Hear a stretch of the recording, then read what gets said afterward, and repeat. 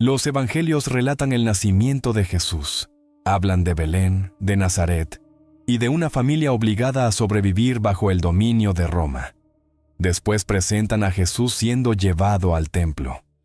Y más tarde, cuando tenía alrededor de 12 años, lo muestran conversando con maestros y sorprendiendo a quienes lo escuchaban. Pero entonces ocurre algo extraño. El relato se interrumpe. Jesús desaparece de la historia durante casi 2 décadas. No sabemos con certeza dónde estuvo. No sabemos qué experiencias lo transformaron, ni cómo aquel joven de Nazaret reapareció convertido en un predicador capaz de desafiar autoridades, reunir multitudes y provocar una reacción que terminaría llevándolo a la cruz. ¿Qué ocurrió durante los años perdidos de Jesús? ¿Vivió como un artesano desconocido?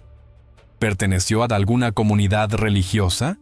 ¿Viajó a Egipto, Persia o incluso a regiones cercanas a India?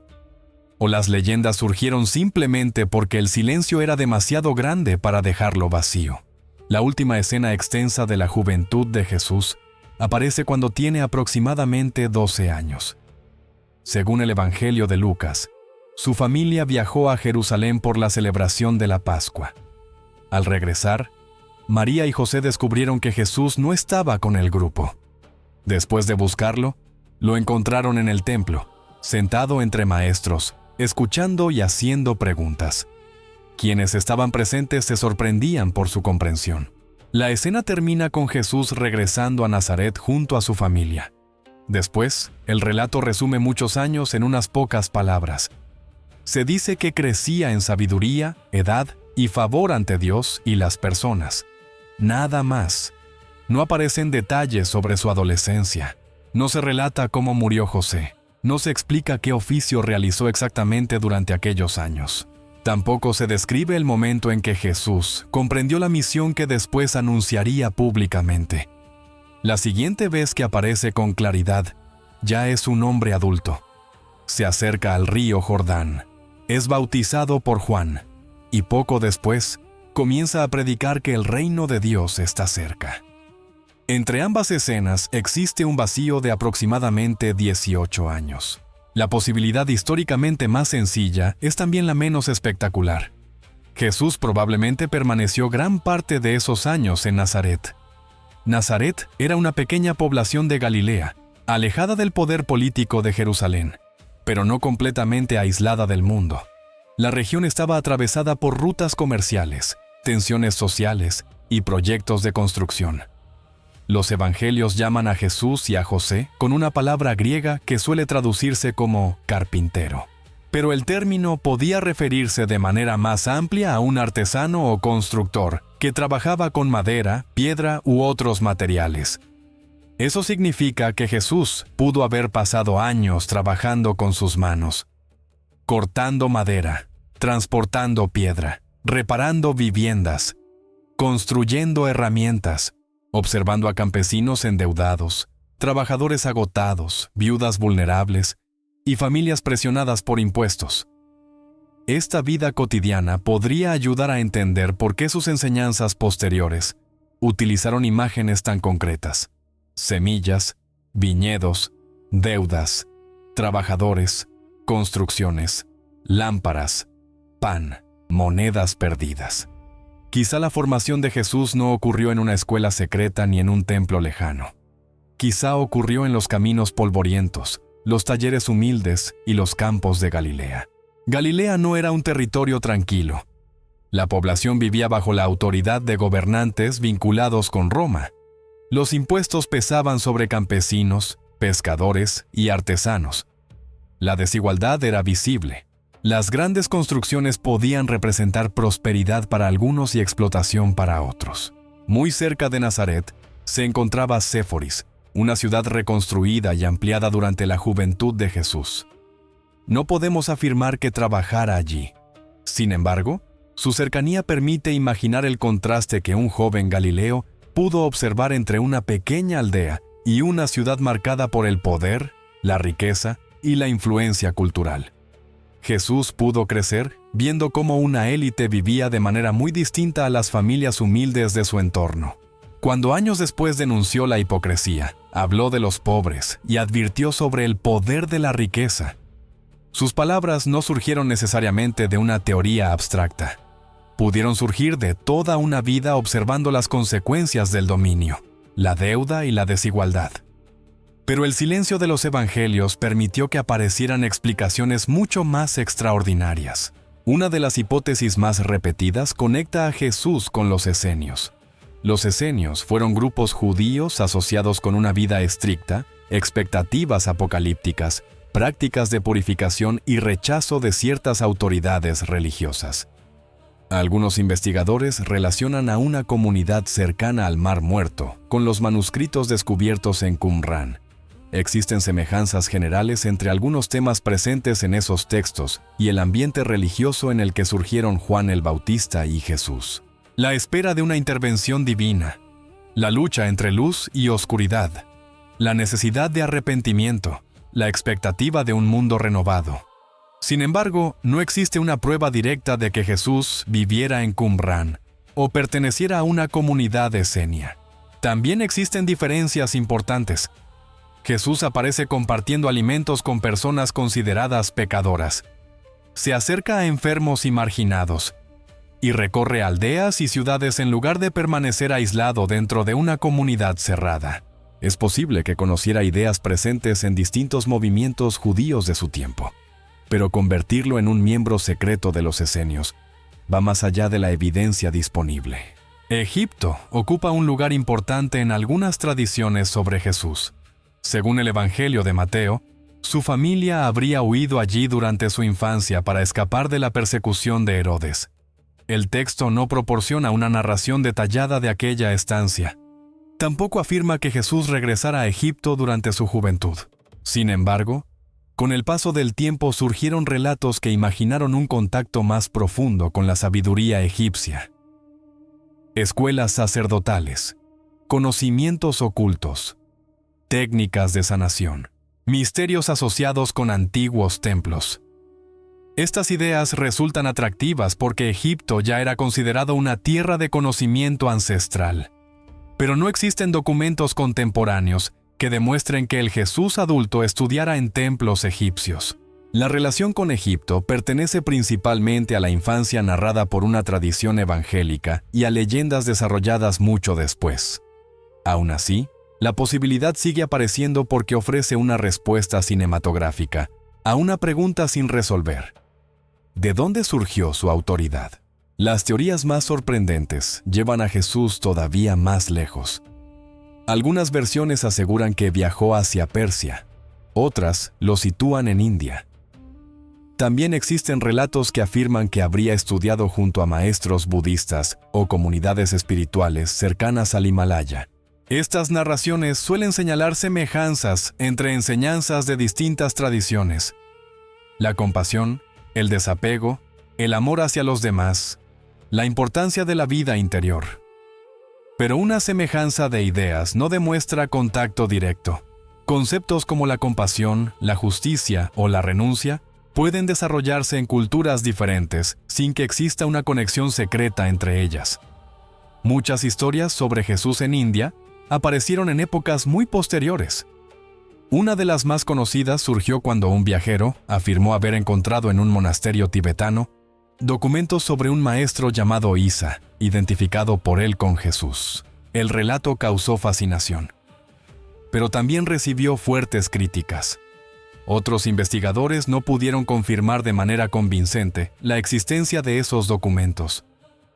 No contamos con pruebas arqueológicas o manuscritos antiguos verificables que permitan afirmar que Jesús recorrió India, estudió budismo o vivió en el Himalaya. Estas historias deben ser tratadas como leyendas modernas o hipótesis especulativas, no como hechos establecidos. Pero su popularidad revela algo importante. Muchas personas sienten que la transformación de Jesús necesita una explicación extraordinaria. La ausencia de información no demuestra que alguien eliminara deliberadamente esos años. Los evangelios no fueron escritos como biografías modernas, interesadas en registrar cada etapa de una vida. Sus autores seleccionaron acontecimientos relacionados con la identidad, el mensaje, la muerte y la importancia religiosa de Jesús. Para ellos, los años de trabajo cotidiano probablemente no eran esenciales para la historia que deseaban transmitir. El interés principal comenzaba con su vida pública, su bautismo, sus enseñanzas, sus seguidores, sus conflictos, la entrada en Jerusalén, la crucifixión y la proclamación de la resurrección. El silencio podría deberse simplemente a que las primeras comunidades no conservaron recuerdos detallados de su juventud, o no los consideraron necesarios. Pero cuando una figura se vuelve tan importante, cualquier espacio vacío se transforma en territorio de imaginación. Algunas comunidades antiguas tampoco se conformaron con el silencio sobre la infancia de Jesús. Por eso aparecieron textos apócrifos que intentaron describir episodios no incluidos en los evangelios canónicos. Uno de los más conocidos presenta a un Jesús niño realizando acciones extraordinarias. En algunos relatos crea aves de barro que después cobran vida. En otros, utiliza su poder de manera inquietante, impulsiva o difícil de reconciliar con la imagen posterior del predicador compasivo. Estos textos no son considerados testimonios directos de la infancia de Jesús. Fueron escritos después y reflejan la curiosidad de comunidades que deseaban imaginar cómo habría sido un niño con poderes divinos. Su existencia demuestra que las preguntas sobre los años desconocidos comenzaron muy temprano. Las personas no solo querían saber qué enseñó Jesús, querían saber cuándo comprendió quién era, cuándo manifestó por primera vez algo extraordinario, y qué ocurrió antes de que el mundo comenzara a escucharlo. Quizá el verdadero misterio no sea dónde viajó Jesús, quizá sea cómo se produjo su transformación interior. Un joven artesano de una aldea pequeña reaparece como una figura capaz de hablar frente a multitudes. Interpreta la ley con autoridad, denuncia la corrupción, se acerca a personas rechazadas, habla del perdón y anuncia un reino que no se parece a los imperios humanos. ¿Fue una evolución gradual? ¿Recibió enseñanzas de maestros locales? ¿Fue influido por Juan el Bautista? ¿Vivió una experiencia religiosa decisiva antes de llegar al Jordán? Los textos no ofrecen una explicación completa, solo muestran el resultado. Cuando Jesús aparece ante Juan, ya parece dispuesto a abandonar la vida anónima. Después del bautismo, el relato lo conduce al desierto. Allí enfrenta hambre, aislamiento y tentación. Y cuando regresa, comienza una misión que ya no puede detenerse. Tal vez el desierto no fue el inicio de su transformación. Tal vez fue la última etapa de un proceso que había ocurrido silenciosamente durante años. Los años perdidos de Jesús permiten formular preguntas legítimas, pero también muestran cómo nacen muchas teorías conspirativas. Primero, existe un vacío documental. Después, aparece una posibilidad. La posibilidad se repite, con el tiempo se convierte en relato. Y finalmente algunas personas presentan el relato como si fuera una verdad suprimida. El problema no está en explorar hipótesis. El problema comienza cuando una leyenda se presenta como evidencia o cuando la ausencia de documentos se utiliza como prueba de que alguien los destruyó. No saber qué ocurrió no significa que la respuesta más extraordinaria sea automáticamente correcta. También es posible que nunca exista una revelación espectacular. Jesús pudo pasar aquellos años trabajando, aprendiendo las Escrituras, observando su sociedad y formando lentamente las convicciones que después anunciaría. Una explicación cotidiana no hace menos profundo el misterio. Podría hacerlo todavía más humano. Durante casi 18 años, Jesús permanece oculto para la historia. No sabemos con certeza si alguna vez abandonó Galilea durante ese periodo. No podemos demostrar que estudiara con esenios. No existen pruebas sólidas de viajes a India, Persia o el Himalaya. Y tampoco hay evidencia de una gran conspiración organizada para borrar su juventud. Lo que sí existe es un silencio. Un espacio enorme entre el niño del templo y el hombre que apareció junto al Jordán. Dentro de ese silencio pudo existir una vida sencilla. Trabajo, pérdidas familiares, preguntas, observación, fe y una transformación que nadie consideró necesario registrar. Tal vez los años perdidos no oculten una escuela secreta. Tal vez oculten el proceso silencioso mediante el cual un artesano de Nazaret llegó a creer que debía enfrentarse al miedo, la injusticia y el poder. Pero cuando Jesús vuelve a aparecer, ya no habla solamente como un artesano, habla del reino de Dios. Una expresión que para sus seguidores podía significar esperanza, justicia y salvación.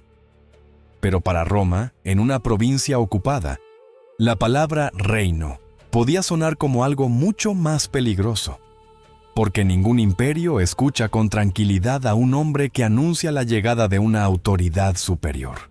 En el siguiente episodio investigaremos el mensaje que podía amenazar a Roma. ¿Era el reino de Dios una promesa puramente espiritual? ¿O sus palabras podían despertar una revolución? Ahora la pregunta es para ti. ¿Qué crees que ocurrió durante los años perdidos de Jesús?